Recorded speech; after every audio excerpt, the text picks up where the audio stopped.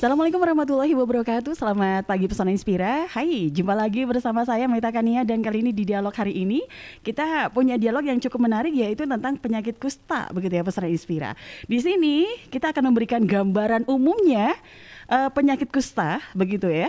Dan sudah hadir Ibu Ayu Elma Sandi, beliau adalah epidemiolog. Saya sapa dulu Ibu Ayu Elma Sandi. Saya sapanya gimana ini ya?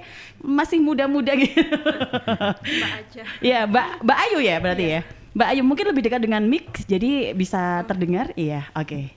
Baik, Mbak Ayu, selamat pagi Mbak Ayu. Selamat pagi. Iya, aktivitas untuk saat ini? Aktivitas saya di Puskesmas Kaliwiro di bidang pencegahan pengendalian penyakit menular dan juga membantu Pak Mardi dalam program kusta. Oke. Dan bertugas di Kaliwiro sudah lama ini? Sudah 2,5 tahun. 2,5 tahun. Oke, Mbak Ayu, Pesona Inspira. Dan selanjutnya narasumber lainnya adalah Pak Mardianto. Beliau juga perawat Puskesmas Kaliwiro. Betul Pak Mardianto? Betul. Betul. Selamat pagi Pak Mardianto. Iya, selamat pagi Mbak. Iya, dari Kaliwiro ke sini berapa jam Bapak? Deket cuma 30 menit. 30 menit. Bapak pasti ngebut ya. Oke, enggak bercanda Pak. Baik, Pak Mardianto ini juga perawat sudah lama Pak di Puskesmas Kaliwiro? Sebetulnya ini untuk dinas yang periode kedua. Dulu pernah di Kaliwiro. Terus gitu ya. Kisaran 10 tahun. Kemudian pindah ke Wadas Lintang, kurang lebih 15 tahun. Sekarang pindah ke Kaliwiro lagi. Gitu ya. Oke, jadi memang sudah tugasnya gitu di medis ya Bapak ya. Iya. Dan Bapak ketika di sini kan kita akan menguak cerita di balik ke penanganan pasien kusta gitu. Iya. Kalau Bapak sendiri ketika menangani pasien kusta ini juga sudah lama Bapak? Sudah cukup lama. Cukup lama? Ya, itu kisaran tahun 90-an. Jadi ketika saya diangkat jadi PNS, setahun kemudian saya sudah langsung pegang gitu program ya, Pak? kusta. Jadi mulai tahun 91. 91? Iya. Secepat itu Bapak? Iya. Pastinya nanti saya akan tanyakan hambatan-hambatan Bapak ketika Anda menangani Iya. pasien kusta begitu ya. Iya. Baik, dan Pesona Inspira, kita akan tahu gambaran umumnya ya penyakit kusta. Saya langsung ke Mbak Ayu ya, selaku epidemiolog ya gitu ya. Dan mungkin bisa dijelaskan di sini ya, penyakit kusta kan kalau saya tahunya itu kayak di kulit seperti itu gitu. Itu gatal atau enggak saya juga kurang tahu. Nanti bisa dijelaskan sama Mbak Ayu. Silakan Mbak Ayu tentang kusta gitu, definisi kusta tersebut. Iya, jadi penyakit kusta ini sebenarnya sudah dari dulu sekali ya. Jadi penyakit kusta ini penyakit infeksi kronis ya, disebabkan oleh Mycobacterium lepra. Di mana Mycobacterium lepra ini dia menyerang sistem saraf, kemudian kulit dan juga anggota tubuh lainnya seperti mata, kemudian hidung.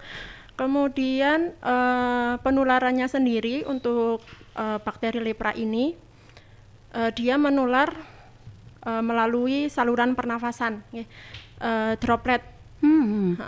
Oke. Yaitu ludah atau dahak saat kita bersin atau saat kita batuk seperti itu. Okay. Kemudian untuk bakteri lepra ini, kusta, memiliki masa inkubasi yang panjang ya. Jadi masa inkubasinya itu 2-5 tahun bahkan lebih. Jadi misalkan hari ini kita atau seseorang itu terpapar, nanti 2 atau 5 tahun bahkan lebih itu baru ada gejalanya, muncul gejala seperti itu. Oke, bicara gejala, seperti apa gejalanya? Untuk gejala kusta sendiri, untuk gejala awalnya itu seperti bintik-bintik bercak putih ataupun merah ya, putih seperti panu.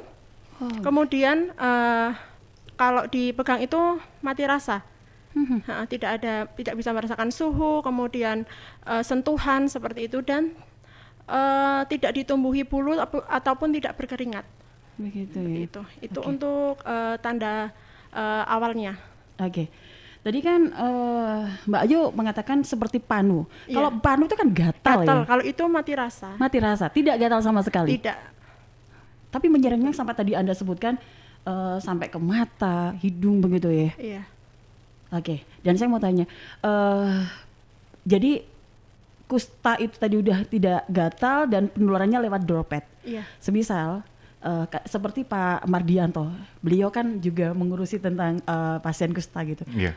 Memang harus pakai masker Bapak? Atau gimana Bapak? Seperti itu, saya jadi pandangannya seperti itu karena ada droplet gitu Pak. Iya. Gimana Jadi, Pak Mardianto? selama ini ya kita menangani pasien kusta itu ya biasa-biasa saja. Biasa-biasa aja? Ya, jadi kita tanpa alat pelindung diri yang khas, yang enggak pakai itu. Gitu. Karena penyakit kusta memang penyakit menular, tapi angkanya sangat kecil sekali. Penyakit menular yang paling tidak menular itu adalah penyakit kusta. Jadi angkanya kisaran 2-5%. Maksudnya begini, jadi apabila ada 100 orang yang kontak dengan satu penderita, kontak dalam waktu yang lama, ini bukan dalam waktu yang dekat. Jadi kontak dalam waktu yang lama, misalnya itu di sebuah pabrik, itu ratusan orang jumlahnya ya, ada di situ satu kasus positif. Ini kontak dalam waktu lama, setiap hari ketemu gitu. Ini dalam waktu lama. Ini dari 100 orang itu ada kemungkinan ya yang 5 itu yang 95% aman. Begitu. Yang 5% itu bisa bisa kemasukan bakterinya. Cuma yang 3 ini sembuh dengan sendirinya. Begitu. Karena kekebalan pribadi. Kemudian yang 2 ini sering terjadi positif. Jadi hanya 2%. Sehingga ketika kita masuk ke, walaupun pasien baru ditemukan, insya Allah aman. Gitu ya. Aman, iya. Jadi tidak perlu ada stigma begitu untuk pasien kusta ya Bapak ya? Ya, untuk dulu itu sebelum bakteri ini ditemukan, ada stigma dari masyarakat. Jadi pasien kusta itu dianggapnya sebagai kutukan karena dosa, karena ini, karena itu, gitu. Nah, setelah ada dokter dari Norwegia itu Hansen itu menemukan bakteri penyebabnya yang pasti, Mycobacterium leprae itu tadi, itu baru stigma itu mulai lambat laun itu menghilang, begitu. Iya. Dulu sering diskriminasi, ada yang dikucilkan, bahkan diusir dari masyarakat dulu. Dulu ya Pak ya, tidak berlaku untuk sekarang. Sekarang tidak berlaku. Sama sekali. Okay. Sama sekali, karena kita sudah selalu edukasi kepada masyarakat begitu. Oke, baik. Saya kembali ke Mbak Ayu. Mbak Ayu tadi kan untuk penularannya tadi saluran pernafasan begitu ya. Dan itu terlihat juga di kulit kan karena ruam-ruamnya seperti itu ya, Mbak Ayu. Itu juga menular nggak sih kalau kita bersentuhan gitu untuk yang ruam-ruam di kulit itu? Kan tadi menyebutkan penularannya di droplet gitu atau pernafasan gitu. Enggak ya Pak Mardi? Enggak Bapak. Boleh saya tambahkan ya. Silakan, Pak Mardianto. Kusta itu tidak menular melalui sentuhan tubuh. Begitu. Sentuhan tubuh. Itu hanya menular melalui droplet infection, melalui percikan ludah. Oke. Begitu. Ya. Iya. Itu pun harus ada syaratnya dalam jangka waktu yang lama. Iya. Begitu. Tadi disebutkan sampai 2-5 tahun begitu ya Mbak Ayu ya. Iya. Oke. Dan baik, Mbak Sana Inspira, kalau Anda ingin bertanya gimana sih untuk penanganan pasien kusta, Anda bisa gabung bersama kami dan silakan. Dan kita sedang live IG ya Mbak ya. Kita live IG Pesona Inspira. Silakan Anda juga bisa menyimak dan narasumber berada di sini ada Ayu Elma Sandi. Mbak Ayu Elma Sandi ini adalah epidemiolog dan Mbak Mardianto ini adalah perawat Puskesmas Kaliwira. Baik, berapa lama Pak untuk bercak ya atau ruam yang ada di kulit itu hilang? Iya, jadi bercak itu tidak hilang. Tidak hilang. Iya, jadi ketika kita sudah melihat ada bercak dengan mati rasa, bercak itu enggak ada. Cuma kalau kita melakukan evaluasi, setiap bulan kita melakukan pemeriksaan, itu kita lihat adakah penambahan bercak baru. Begitu. Ya. Kalau ada bercak tambahan baru itu maksudnya apa Pak? Ya, itu berarti masih aktif. Masih aktif. Oke. Gitu. Jadi kayak satu titik dia akan nyebar gitu ya Pak ya? Iya. Oke. Jadi ciri-cirinya yang orang punya penyakit kusta itu dari ini itu kan gampang sekali. Selain itu apa lagi Bapak? Ya, sebetulnya ada 3 cardinal sign atau tanda utama. Boleh dijelaskan Bapak? Yang pertama itu bercak dengan mati rasa. Mati rasa, itu syaratnya bercak dengan mati rasa. Itu namanya bercak itu ya bisa tumbuh, bisa di tangan, di kaki, dimanapun mereka suka ya. Namanya bercak. Betul. Ya. Yang kedua itu adanya penebalan saraf. Ya, kita lakukan pemeriksaan untuk penebalan saraf. Tentunya ini dari orang-orang yang sudah paham dengan ya, orang kesehatan tentunya ya, yang tahu tentang saraf. Kemudian yang ketiga ada pemeriksaan laboratorium. Di sana itu kita temukan namanya BTA, bakteri tahan asam. BTA. Iya. Jadi nanti kita akan singgung sedikit tentang BTA atau pemeriksaan yang lain. Ya. Nah, sedangkan untuk bercak dengan mati rasa, sebetulnya semua orang tuh bisa melakukan pemeriksaan karena sangat mudah sekali, sangat mudah sekali, hanya dengan menggunakan kapas yang kita buat bulat-bulat kayak kerucut gitu, ya meruncing, kita sentuhkan pada bercak tadi, ya kita sentuhkan. Untuk mengecek itu mati rasa atau enggak, kita itu sentuhkan ke yang bukan ada bercak dulu, ya yang normal dulu kita sentuhkan. Untuk membandingkan, Ibu ini ada rasa enggak? Kerasa enggak? Iya terasa. Kita alihkan ke yang bercak tadi. Ya, Ibu ini terasa enggak? Oh ini enggak terasa. Nah, tapi kadang kita bingung untuk menentukan pasien itu paham tahu enggak? Yeah. Jadi kadang dia takut, malu dan lain-lain. Mau enggak kerasa bilang kerasa aja. Benar-benar. Gitu. Jadi kita kadang pakai pengetesan begini untuk menguji dia itu benar berasa atau enggak. Kita tutup matanya pakai buku atau apa. Ibu, ini nanti yang kita sentuh. Ibu, tolong gantian nyentuh. Gitu. Nah, ketika kita sentuhkan pada bercak tadi, ibu merasa pasti ada usaha untuk menyentuh. Nah, ketika kita tidak menyentuh, kok ibu berusaha untuk menyentuh, itu menghapus juga itu. Kadang kita terkecoh dengan hal-hal seperti itu. Iya, iya betul. Oke. Ternyata untuk mendeteksi gampang juga Bapak ya? Sangat mudah sekali. Dengan kapas dikercutkan gitu. Kayak cotton bud itu ya Pak ya? Bukan kayak cotton bud, dibuat runcing. Dibuat runcing tapi ya Pak? Dibuat meruncing. Jadi kita juga sudah melakukan edukasi pada kader kesehatan, pada masyarakat juga, kepada kontak-kontak langsung di daerah yang ada positif itu, langsung kita berikan edukasi biar mereka semua itu waspada. Waspada begitu ya. Baik, dan pesan Inspira ini sangat menarik ya, ketika mungkin beberapa orang kayak penyakit kusta itu jarang terlihat begitu Bapak. Tapi ternyata ada juga gitu. Kalau di Kaliwiro sendiri. Iya. Mbak Ayu, kalau di Kaliwiro memang apakah ada pasien kusta?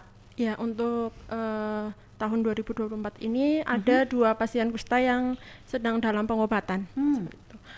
Untuk 5 tahun terakhir itu ada 7 sampai sekarang. Total dari? Total, ya. Dan itu usianya itu usia dewasa, juga ada yang anak-anak. Sebenarnya faktor resiko gini, yang paling berisiko terkena kusta itu Mbak Ayu itu umur berapa sih sebenarnya Mbak? Kalau untuk itu kan itu ya nggak ada batasan umur. Tidak ada batasan umur. Tidak ada. Bisa menyerang anak-anak ataupun dewasa, laki-laki, perempuan, kaya, miskin, semua bisa kena. Oh gitu ya Bapak ya. Tapi tergantung ketahanan tubuh juga ya Mbak Ayu dan Pak Mardianto.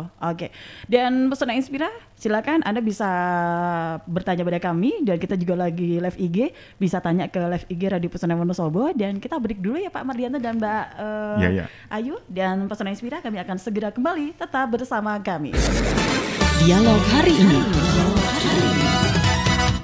Ya, Pesona Inspira masih di dialog hari ini dan bersama Mbak Ayu sebagai epidemiolog dan juga Pak Mardianto, perawat Puskesmas Kaliwiro. Kita akan bercerita di balik penanganan pasien kusta, dan tadi Mbak Ayu menyebutkan 2024 ada 2 pasien, itu putra laki-laki semua. Dan itu dirawat di Puskesmas Kaliwiro. Tidak. Itu awal pengobatan. Di rumah. Mereka di rumah ya. Di rumah pengobatannya. Jadi seperti rawat jalan gitu ya Pak? Selama ini untuk pasien kusta tidak perlu perawatan. Begitu. Iya. Maksudnya dirawat inap nggak perlu. Tidak perlu. Tapi ketika pertama kali terdeteksi itu juga rawat jalan Bapak? Iya. Masalahnya penyakit kusta itu bahkan mereka sendiri nggak merasa kalau kena penyakit. Karena hilangnya mati rasa itu, hilangnya rasa. Mati rasa sehingga dia menganggap bukan sesuatu yang bermasalah. Begitu ya Pak? Masih aktif melaksanakan kegiatan sehari-hari begitu. Nah saya mau tanya ini, di balik cerita penanganannya Bapak, dan untuk menangani penyakit kusta, yang ada di Kaliwiro aja sebagai contoh begitu. Iya. Berapa bulan Bapak? Untuk penanganan yang sudah terdeteksi positif ya, Betul. itu ada pengobatan, itu regimen dari WHO. Ya, sebelum kita bicara itu, kita bicara tentang tipenya dulu. Tipenya dulu, Karena oke. pengobatan tergantung tipenya. Jadi iya. untuk kusta ini ada 2 tipe. Yang pertama itu tipe Pauci basiler atau PB. Yang kedua multibasiler. Nah, untuk yang tipe pertama tadi, jadi diberikan pengobatan selama 6 blister. 6 blister itu harus habis dalam waktu 6 sampai 9 bulan. Nah, untuk tipe yang satunya, tipe MB, multibasiler, itu harus diberikan ini obat regimen dari WHO, sudah paketan, itu sebanyak 12 blister. Dan ini harus habis dalam kurun waktu 12 sampai 18 bulan, begitu. Kalau dilihat dari tipenya itu berarti yang multi PB itu lebih ini ya Pak ya, lebih parah mungkin atau gimana Pak? Bukan, untuk yang tipe PB itu lebih ringan. Jadi ada klasifikasi tipenya itu dilihat dari satu banyaknya bercak. Oh begitu. Ya, kalau kita temukan bercak di sana kurang dari 5, ada bercak yang mati rasa tadi, kita hitung. Ada di sana 1, 2, 3, 4, 5, kurang dari 5. Terus ada atau tidaknya gangguan fungsi saraf, itu nanti untuk menentukan klasifikasi penyakitnya. Kalau bercaknya kurang dari 5, tidak ada gangguan saraf dan lain-lain, itu maksudnya tipe PB. Oh begitu Bapak. Begitu. Oke, baik. Iya, ini tadi ada pertanyaan tapi sebentar ya. Dan pertanyaannya lewat IG Bapak sama Mbak Ayu. Sebentar. Saya akan tanya lagi tentang kusta ini. Tadi kan Bapak menyebutkan ada yang 6 bulan, ada yang 12 bulan. Itu tergantung dari bercaknya yang ada. Dari tipenya. Tipenya juga, Iya, begitu.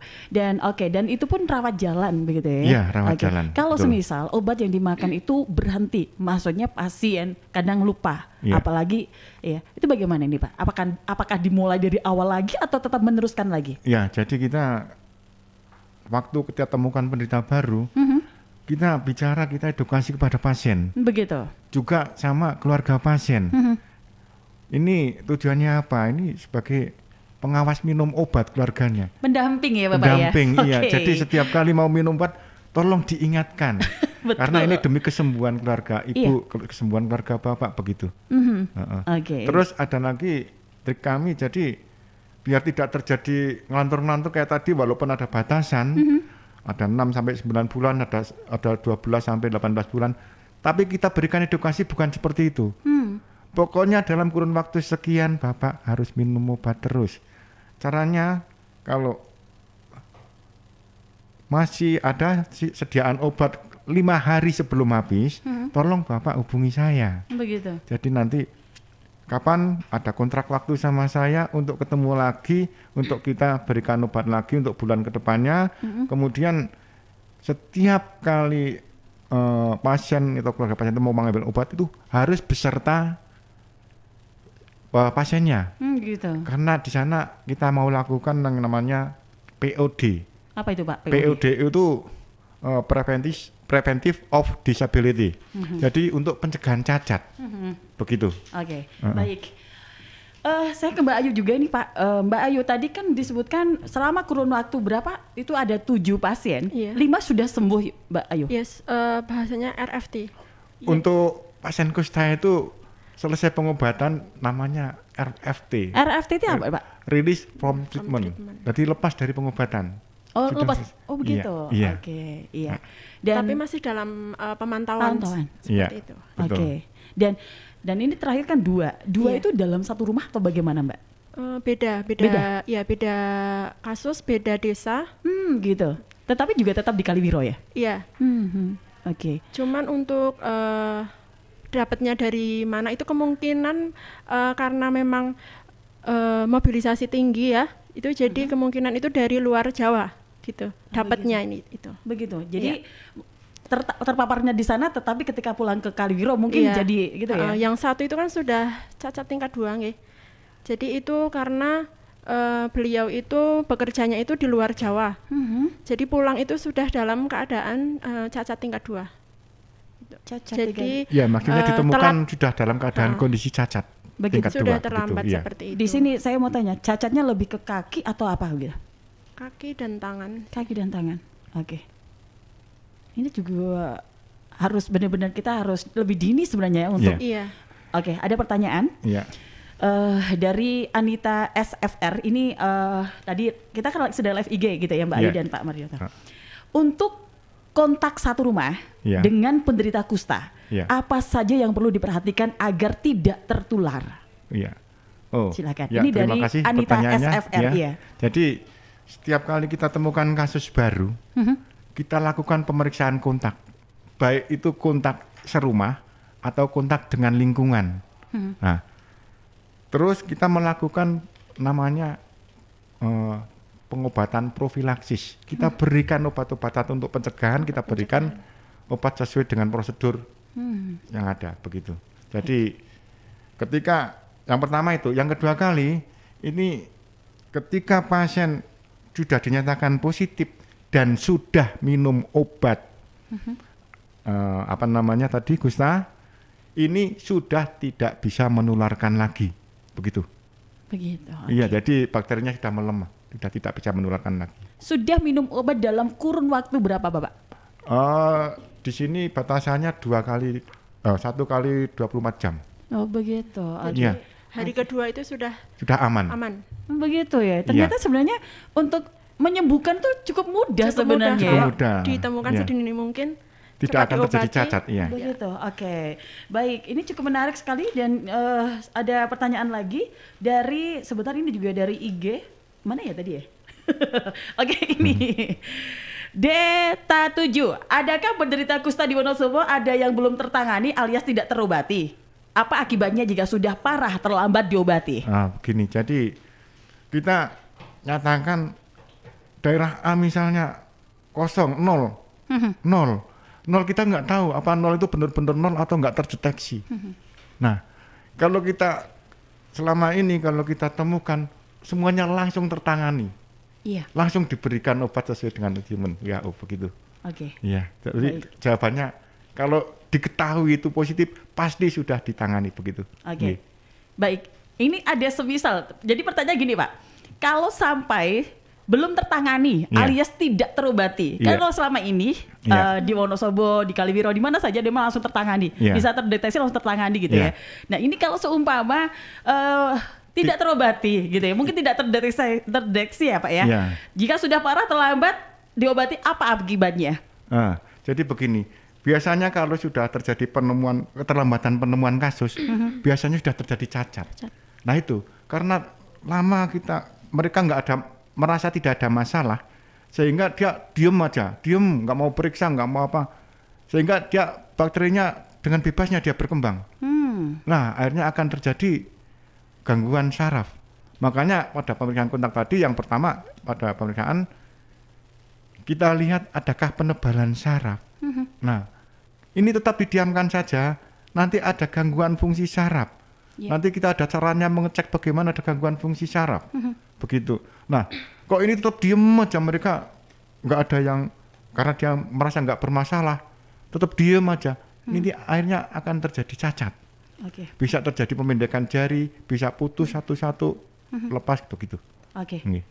Jadi seperti yang di Kaliwiro tadi yang disebutkan ya. Iya. Dan apabila tidak segera ditangani dan tidak dilakukan pengobatan, nah itu yang bisa menimbulkan penularan Iya. ke kontak eratnya seperti itu ke orang lain. Begitu. Jadi ini butuh kesadaran masyarakat sebenarnya ya Mbak Ayu ya, Pak Mardianto. Oke. Baik, Mbak Ayu, kalau di medis kusta itu masuk ke spesialis apa? Kalau medis itu lebih ke Spesialis Mardi. kulit dan kelamin. Kulit dan kelamin. Tadi Bapak menyebutkan juga saraf juga. Apakah ada juga dokter untuk saraf juga ya Bapak? Ya, untuk perbaikan sarafnya nanti itu dari masing-masing spesialis Langsung saling Iya, berkaitan gitu ya Bapak ya? berkaitan begitu ya. Oke, baik. Dan ada lagi untuk pertanyaan selanjutnya. Selamat siang Mbak Meta dan narasumber. Saya Yanti di Kaliwiro. Kenapa di Kaliwiro masih ditemukan beberapa orang dengan kusta? Misal ada anak kena kusta, gimana supaya tidak sampai putus jarinya? Apa pengobatannya lama begitu? Ya, Jadi tadi sudah disampaikan, kenapa di Kaliwiro masih terdapat kasus kusta, begitu pertanyaannya? Iya. Iya, yaitu mereka itu mobilitasnya tinggi. Sebetulnya untuk di daerah Wonosobo itu bukan daerah endemi. Jadi biasanya kasus didapatkan itu dari daerah luar. Namanya kasus import itu, dari daerah luar. Mereka datang dari luar. Nah, lanjut pertanyaan apa tadi? Misal ada anak-anak kena kusta, gimana supaya tidak sampai putus-putus jarinya? Ya, itu. Apakah pengobatannya lama? Ya, jadi supaya tidak terjadi putus-putus, ketika kita temukan secara dini, itu kita langsung berikan pengobatan. Langsung rutin minum obat sesuai dengan tipenya tadi. Kalau anak tadi tipenya PB itu 6 sampai 9 bulan, kalau itu MB tipenya itu sampai 12 sampai 18 bulan begitu. Jadi itu untuk mencegah terjadinya cacat. Yang kedua, mereka aktif untuk datang ke puskesmas, ya. Jadi ketika mereka datang sambil ambil obat, nanti kita berikan pemeriksaan, kita lakukan pemeriksaan. Apakah ada tanda-tanda yang mengarah ke cacat? Apakah ada reaksi? Apakah ada yang perlu tindakan lebih lanjut? Itu salah satu untuk mencegah terjadinya kecacatan. Begitu. Nih. Baik, Mbak Yanti di Kaliwiro sudah dijelaskan sama Pak Mardianto ya. Dan silakan Pesona Inspira kalau ada punya pertanyaan terkait dengan kusta, ya, Anda bisa hubungi 0823 2383 996. Saya ulang lagi di 0823 2383 9996. Dan juga kita masih live IG ya Pesona Inspira di Pesona FM, Pesona Wonosobo begitu. Dan baik, saya ke Mbak Ayu. Tadi kan saya sudah menanyakan dari mana datanya penyakit kusta, kapan begitu, dan sampai tadi inkubasi juga begitu ya. Dan sebenarnya kalau dulu mungkin apakah antara pengobatan yang dulu sama sekarang itu memang banyak bedanya pastinya ya.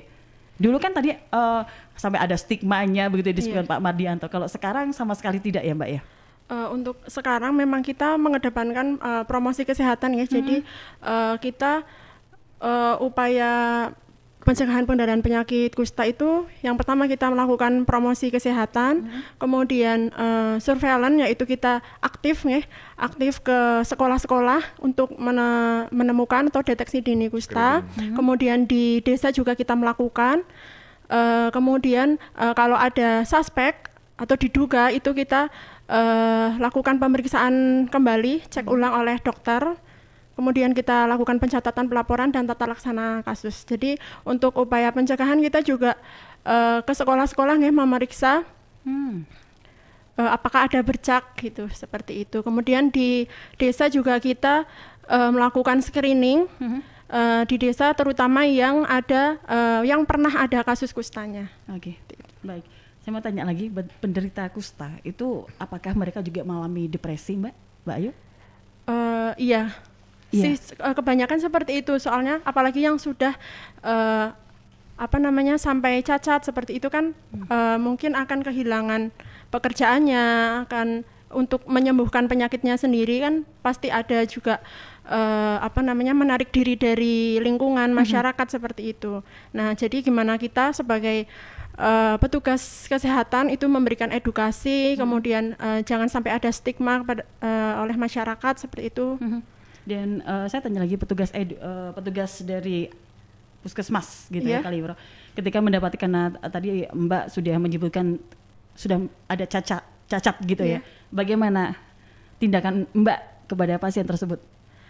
Untuk penyakit kusta yang sudah sampai cacat itu sebenarnya harus kita rujuk ya Pak Mardi, kita lakukan rujukan. Jadi kita melihat tergantung berat ringannya cacat.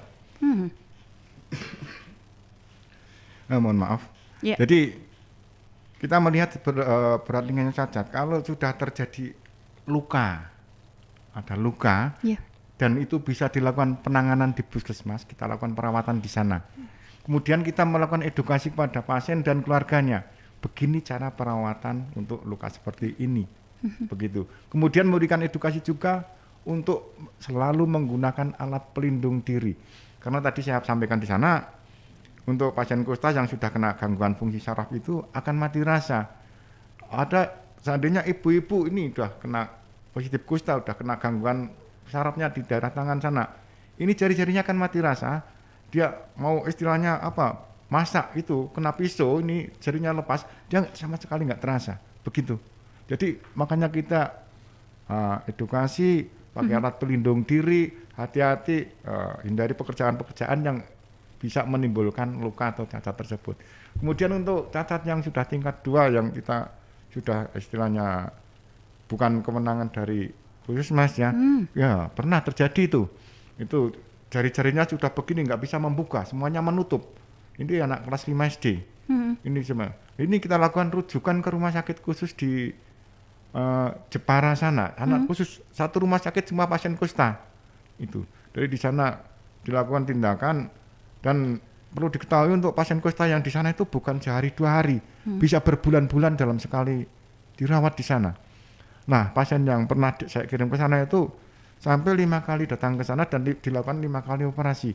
Alhamdulillah sekarang sudah bisa mengendarai motor, sudah bisa bekerja begitu. Begitu. Bagaimana kabar yang sudah ditangani oleh pemerintah sendiri itu terlihat tadi ya? Iya. Sudah bisa mengendarai motor, sudah bekerja. Iya, tadinya begitu. sama sekali untuk pegang sendok aja dibantu orang lain.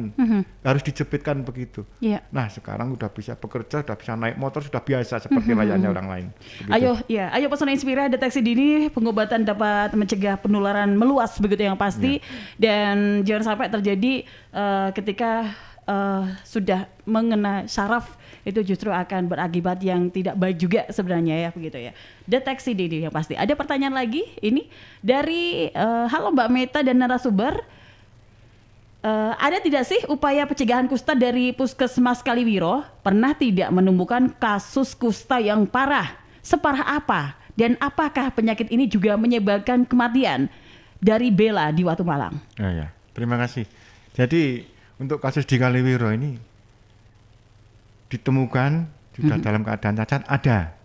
Ya, terus tadi apa namanya? Pernah tidak menemukan kasus kusta yang parah? Separah apa dan apakah penyakit ini juga menyebabkan kematian, Pak? Ya, tadi sudah saya sebutkan yang paling parah yang saya temukan itu sudah dalam keadaan cacat tingkat 2. Dan itu sudah kita lakukan penanganan, kita lakukan rujukan.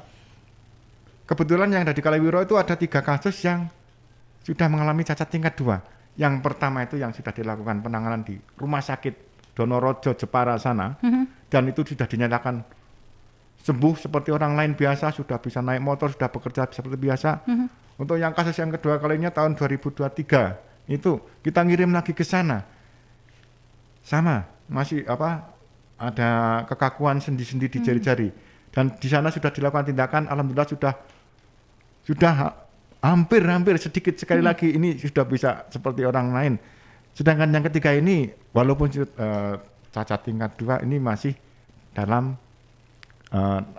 penanganan Puskesmas Kaliwiro. Kita lakukan perawatan luka dan lain-lain begitu.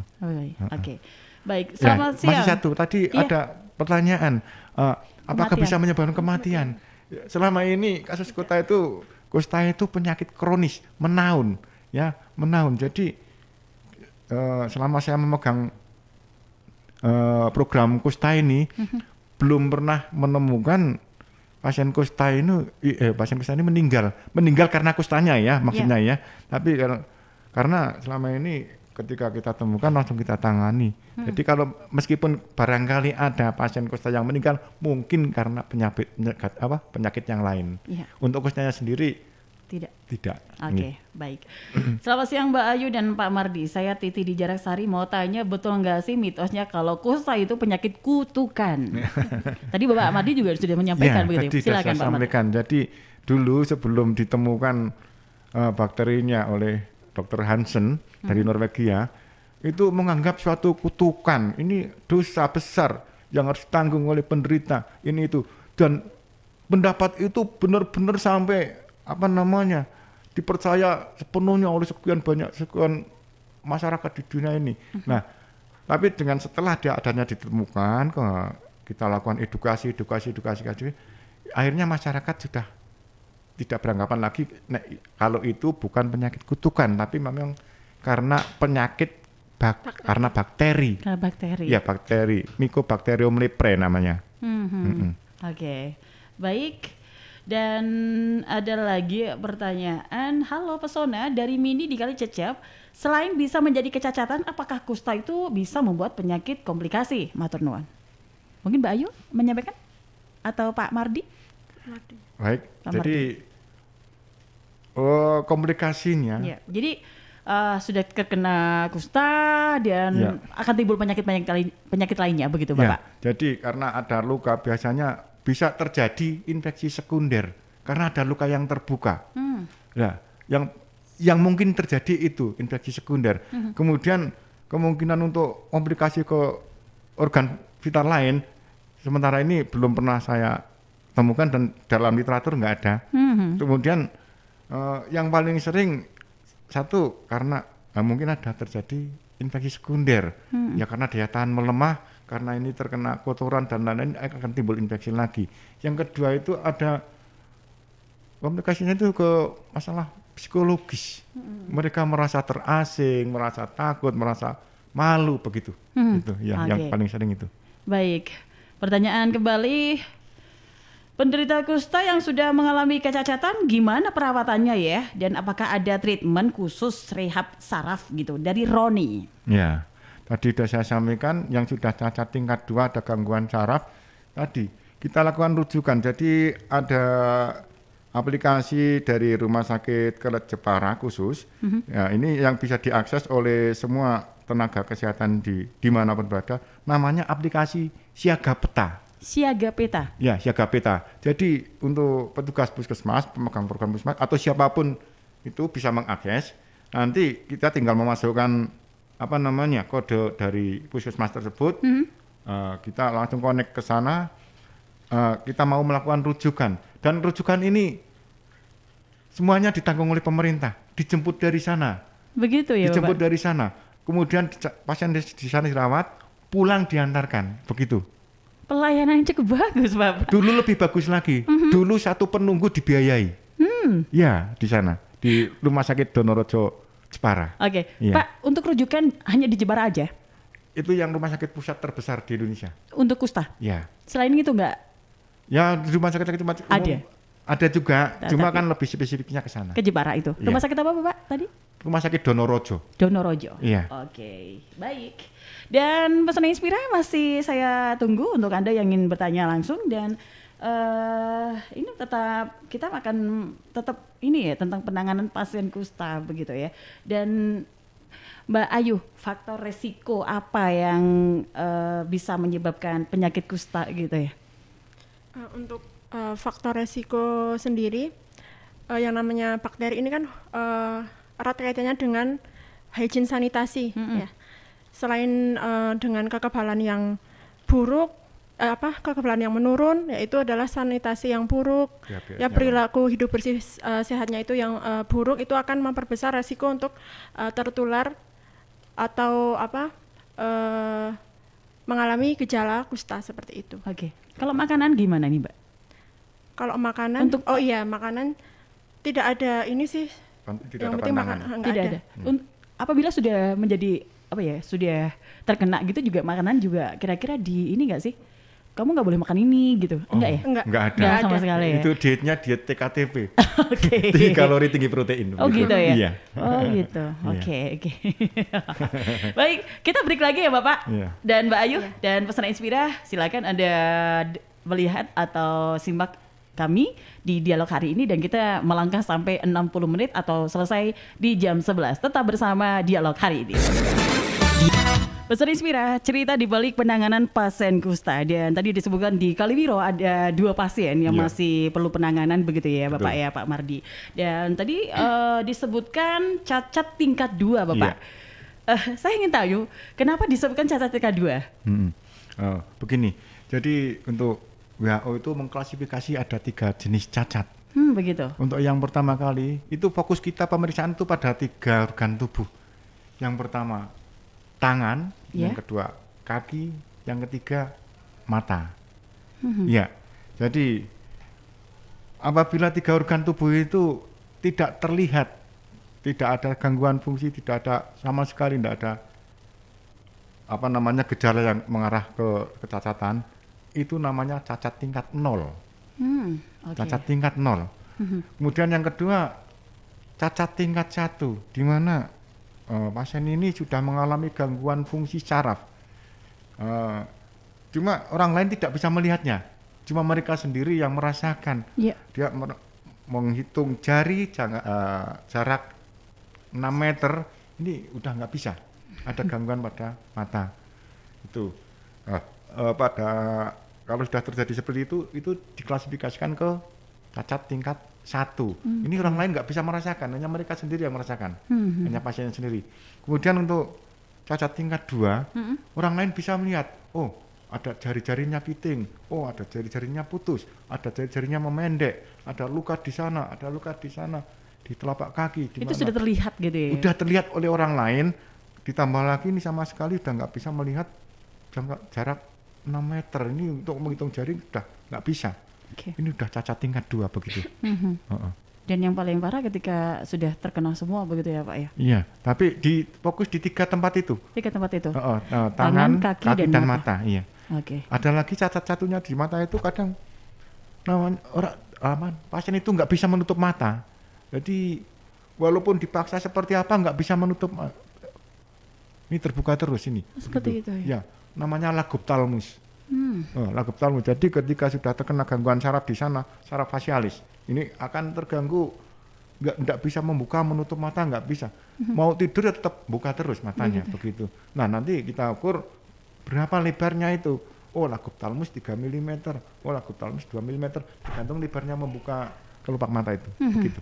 Oke, jadi tadi ada 3 tingkatan ya Pak ya, 01 sampai 3 begitu ya? 012. 012? Iya. Oke, baik. Dan ke Mbak Ayu tadi 2 pasien yang masih ditangani itu kan tadi disebutkan cacat tingkat 2. Ada satu pasien. Yang satunya itu tidak terlihat? Iya, tingkat 0. Itu tingkat masih, 0. Masih bisa untuk matanya, kemudian tangan, kaki itu belum ada kecacatan, tidak ada. Tidak. Okay. Masih bisa merasakan juga, belum ada mati rasa seperti itu. Oke, baik. Dan saya mau tanya, ini kan otomatis Anda, Pak Mardi dan juga Mbak Ayu, selama bergelut dengan penyakit kusta ini begitu ya, tidak ada keraguan sama sekali pastinya, karena memang tadi ketika Anda menyebutkan diminum 24 jam aja sudah disembuhkan begitu kan tadi sudah aman melemah dan itu tidak menularkan begitu ya. Jadi merasa wah apa ya, orang kalau stigma itu sudah hilang sama sekali. Dan saya mau tanya, suka duka Anda Pak Mardi, nanti ke Mbak Ayu, suka duka Anda ketika menangani kusta, yang terjadi di mana saja, di Kaliwiro khususnya, dimanapun tempatnya, dimanapun kerjanya itu ada hambatan, ada faktor-faktor pendukung, faktor-faktor penghambat, ada duka-duka begitu ya. Makanya saya suka sekali dengan penanganan kusta ini, bisa berkontak interaksi langsung sama mereka, sama masyarakat. Kita bisa cerita-cerita ngalor ngidul begitu. Ya, jadi saya merasa dekat dengan mereka. Ini loh. Bahkan yang tadi saya ceritakan tadi belum pernah terjadi ini pemeriksaan kontak satu kampung itu. Saya kumpulkan di rumah pasien ini untuk membuktikan bahwa ini aman. Ya, kemarin sudah saya lakukan itu dan Pak? Berhasil Pak. Iya, alhamdulillah begitu. Oke, itu untuk lebih suka. Dukanya Bapak? Dukanya begini. Jadi kadang begini, kita tinggal di desa Bu ya. Di desa dimanapun mungkin pendapatnya sama. Ketika kita diajak untuk yuk kita kumpul ke sana, udahlah perwakilan saja. Begitu, padahal maunya kita semua warga kumpul karena 2 sampai dari mulai usia 2 tahun ke atas kita mau lakukan pemeriksaan. Tapi nyatanya tuh udahlah ibu aja yang wakil ke sana, saya mau kerja. Makanya pernah saya lakukan, kapan nih saya cari waktu terbaik. Pernah malam hari saya lakukan. Dan ternyata pada pertemuan RT. Ya, wakil lagi? Bukan wakil lagi. Untuk yang ibu-ibu sudah sama Anda, itu saya tanya sama RT setempat, Bapak kapan sana ada kumpulan RT saya mau datang, ini karena bapak-bapaknya belum saya periksa, dan itu saya lakukan, berhasil juga Bapak, luar biasa Bapak. Bisa mengumpulkan atau menggerakkan mereka itu luar biasa. Kita cari waktu yang tepat karena mereka semua bekerja. Masa sih saya nggak ada apa-apa mau diperiksa, mendingan kerja, kan begitu mereka. Iya. Makanya kita cari waktu yang tepat. Oh, ini ada kumpulan RT, kapan saya mau datang ke sana? Malam hari saya datang. Luar biasa. Begitu, iya. Butuh perjuangan sebenarnya Bapak ya. Ya itu Oke. sebagai apa ya namanya, buat ngisi waktu dan iseng juga. Saya seneng ketemu sama mereka ya. Oke, kalau Mbak Ayu, suka duka aja Mbak Ayu selama dukanya. penanganan kusta khususnya di Kaliwiro. Ya, saya membantu Pak Mardianto dalam program Kusta, yaitu melakukan screening dan apa namanya